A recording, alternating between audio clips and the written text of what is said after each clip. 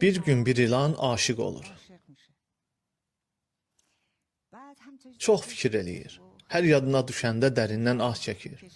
Dostlar da görürlər ki, çox dəyişib.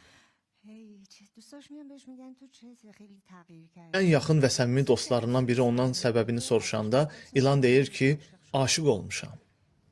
Dostu sevinir. Nə xoş xəbərdir. De görüm yaxşıdır, gözəldir.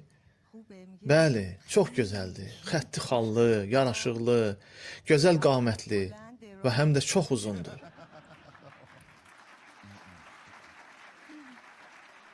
Sonra dostu soruşur. O da bilir ki, aşiq olmusan, ona demisən? Yox, mən ona yaxın gedə bilmirəm. Yaxınlaşa bilmirəm ki. Belə olmaz axı, gərək deyəsən. İlan yenə gecə-gündüz düşünür, arada gedib uzaqdan məşuquna baxır, amma yaxınlaşa bilmir. Bir müddət sonra yenə dostu onu görür və ona deyir ki, gedib yaxınlaşmalısan.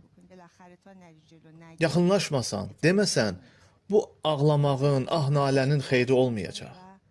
Nəhayət bir gün ilan bütün cəsarətini toplayıb məşuquna yaxınlaşır.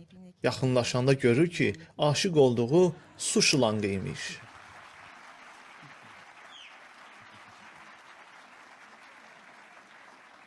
İndiki zamanda şılanq eşqləri çoxdur.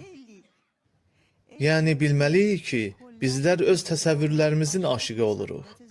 Bəlkə də yaxına getsək görərik ki, şılanqdır.